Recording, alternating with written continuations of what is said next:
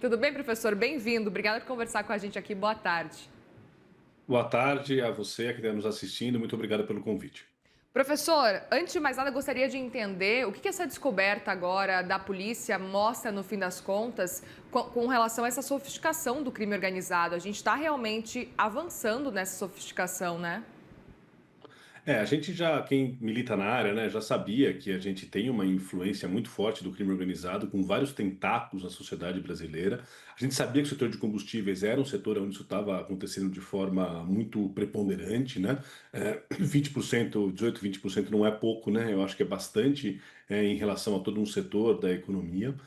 E eu considero também que é muito importante a gente ver os tentáculos na questão financeira. A gente sabe que as fintechs elas são muito boas para a nossa realidade, elas ajudam por conta de tecnologia a fazer coisas que você não conseguia fazer antes, você consegue melhorar esse mercado, mas ele precisa de regulação maior, né? A gente tem percebido, infelizmente, que essa tem sido, mas não é a primeira vez que a questão da fintech ela é utilizada pelo crime organizado, pelo PCC em particular, para fazer essa lavagem de dinheiro. Isso é algo que já tem outras operações da polícia que já mostraram isso, mas não nesse volume, nessa quantidade que está aqui presente. E também a questão logística, né? Como a gente viu a questão do porto, que é uma coisa quase assustadora, né? Se você for pensar que o crime organizado está sendo capaz de ter esse tipo de ativo, é muito sério e a gente precisa que a nossa sociedade acorde, o nosso Estado atue de forma mais decidida e mais importante do que isso, que os empresários não aceitem esse tipo de situação. A gente sabe que teve colaboração, né, como estava sendo considerado anteriormente, né, das associações de classe, mas é preciso que isso continue acontecendo.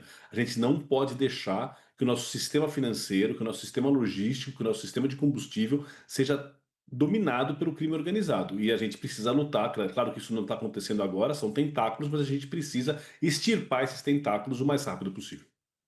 Professor, e aí queria entender um pouco mais sobre até esse movimento que a gente acabou de ver o ministro Fernando Haddad anunciando de que agora as fintechs vão ter os mesmos tratamentos do que bancos também, né? A partir de amanhã já. O quanto que isso pode evitar que esse cenário se repita como a gente está vendo?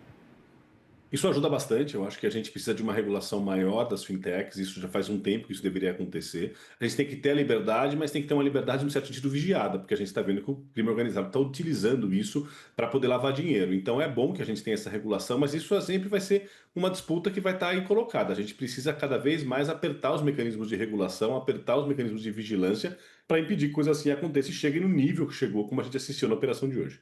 Pois é, e queria até entender o quanto que essa operação nesse nível pode impactar não só a segurança também de dia a dia das pessoas mesmo, segurança na sociedade, mas também uma segurança com relação aos investidores, né? Porque no fim das contas acaba tendo um ataque de tudo quanto é lado quando a gente recebe esse tipo de notícia. Sem dúvida, a credibilidade no setor de investimento é fundamental. O que é o maior bem de um banco, o maior patrimônio de uma instituição financeira é a sua credibilidade. É por isso que então a gente precisa que, por um lado, é bom que isso aconteça e que a gente consiga separar o joio do trigo. Agora, isso não pode, isso claramente não é uma coisa que está dominando o mercado, não é o mercado todo que está dessa forma. Existem algumas parcelas que precisam ser lidadas e a justiça está lidando, mas sem dúvida nenhuma, a questão da confiança tem que ser pensada, o governo tem que atuar de forma decidida para estabelecer e manter essa confiança, ainda mais nesse momento geopolítico que a gente vive, onde tem outras questões que estão colocadas. A gente precisa manter a confiança no sistema financeiro nacional e é muito importante que o governo siga atuando e que essa operação, sem dúvida alguma, vai gerar desdobramentos para o futuro e que novas operações aconteçam para que a gente possa limpar, ou pelo menos diminuir a influência do crime organizado em setores importantes da nossa economia. Essa amálgama, essa presença do crime organizado dentro da economia formal é extremamente perigosa, é extremamente séria e a gente precisa de ações cada vez mais decididas para impedir que isso continue acontecendo. Pois é, a gente pode avaliar também que a fiscalização da CVM, Banco Central, Receita Federal falhou de certa forma? Então, o que tudo indica, essa operação tem mais ou menos um ano que está sendo feita, então eles estão percebendo que é algo que já estava sendo gerado informação com certeza por conta disso e tem os alertas que são colocados. Agora, demorou-se muito tempo, quer dizer, isso não aconteceu da noite para o dia. A gente precisa de ações mais decididas e quando os sinais disso consigam acontecer, aparecer, a gente precisa que o Estado atue, a gente precisa que a Receita atue, a gente precisa que o Ministério da Fazenda atue para impedir que esse coisa chegue no vulto que chegou, como a gente está percebendo na operação de hoje.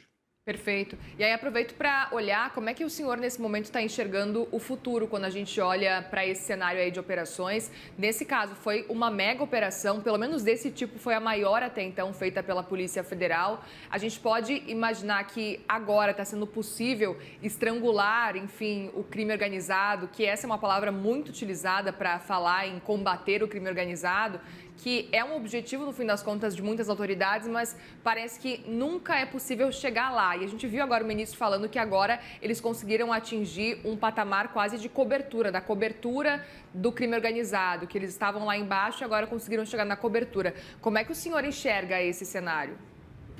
Por um lado, é muito importante que as operações assim continuem a acontecer, isso é fundamental para a gente poder enfrentar o crime organizado. Agora, por outro, essa é uma operação que também tem envolvimento pesado do Ministério Público de São Paulo, tanto que as ações foram ajuizadas na Justiça Estadual de São Paulo, e infelizmente me parece que o governo, o ministro Fernando Haddad e outros atores do governo estão querendo assumir a autoria sozinha de uma coisa que tem participação de outros agentes.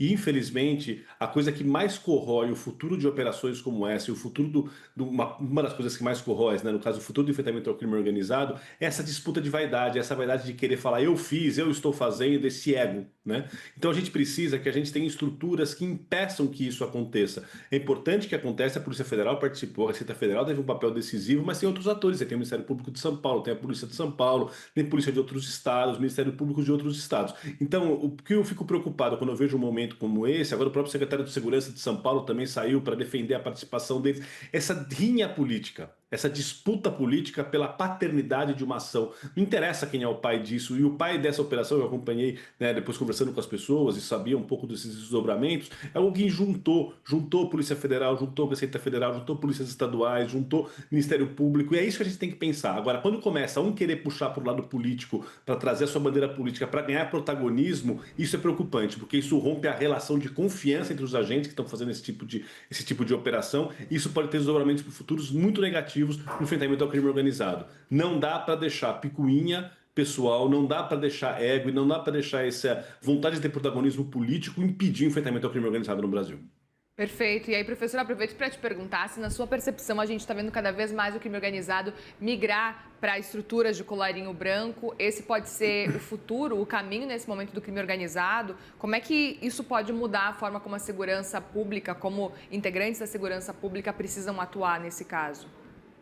Isso é o presente do crime organizado, né? A gente está vendo essas ações que estão acontecendo agora, né? Esse é o que era o futuro há um tempo e que é o futuro cada vez mais presente do crime organizado. É o futuro cada vez mais presente. O crime organizado está se assumindo uma função de máfia, parecido como que era a máfia na italiana, né? Entrando nos setores que são os setores legais da economia, fazendo parte da sociedade, com tentáculos no Estado, com tentáculos em indústrias como construção civil, por exemplo. E isso é extremamente perigoso, porque quando você gera esse amálgama entre sociedade e crime organizado, essas coisas passam a estar juntas, né? Essa relação da economia do crime com a economia formal, isso fica muito difícil de desbaratar. É por isso que a gente precisa urgentemente que essas facções, né, elas sejam enfrentadas nesse tipo de ação, nesse tipo de situação, dessa entrada no setor de combustíveis, no setor financeiro, no setor de construção, tem outros setores que também estão envolvidos para a gente poder limpar. Então, infelizmente, o perigo para mim, para a democracia brasileira, é o crime organizado. E a gente precisa retirar cada vez mais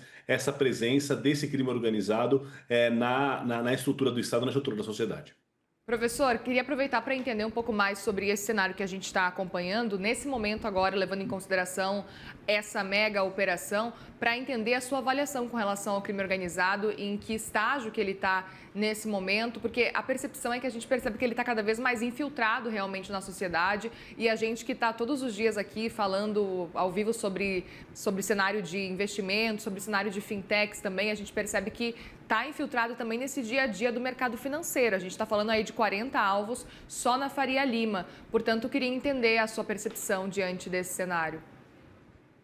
Então, como eu poderia anteriormente, né, as fintechs elas são uma inovação fundamental para o sistema financeiro nacional e mundial. Né? As fintechs elas estão possibilitando que muita gente se bancarize como estavam bancarizando antes. Está possibilitando que pessoas façam investimentos no exterior. Quer dizer, ela gera uma série de sinergias muito positivas e a grande maioria das fintechs financeiras que tem no Brasil e que operam no Brasil, elas são sérias, elas são competentes. Mas, infelizmente, a falta de regulação desse mercado, a falta de estruturação e de normas mais sérias e de acompanhamento mais decidido das autoridades está fazendo com que o crime organizado se utilize desse subterfúgio das fintechs, essa estrutura de fintech, para poder lavar dinheiro. E isso é muito sério. Então a gente precisa que o próprio mercado de fintechs perceba e faça uma regulação de separar o joio do trigo. É importante que o governo atue, mas é importante que o próprio mercado de fintech também separe o joio do trigo e informe as autoridades competentes quando você percebe alguma coisa suspeita. As fintechs, elas estão operando no mercado, elas estão localizadas em locais, tá certo? Se tem atividade suspeita, é preciso que seja informada às autoridades. É preciso que os empresários e as pessoas que trabalham nessas empresas assumam a sua responsabilidade, o seu compromisso com a responsabilidade social. Isso não pode ser um discurso apenas jogado aí ao vento. A responsabilidade social da corporativa tem que ser implementada, tem que ser utilizada. E quando se percebe que tem empresas que estão sendo criadas pelo crime organizado, que é o caso que se tem em tela, né? O que está suspeita são de criação de empresas pelo crime organizado, de fundos pelo crime organizado, você não pode deixar a ganância, o dinheiro ser maior do que o interesse nacional e ser maior do que o que é ético e o que é sério. Então eu acho que está faltando também essa alta regulação, tanto do governo, mas alta regulação do mercado, de conseguir separar esse joio do trigo.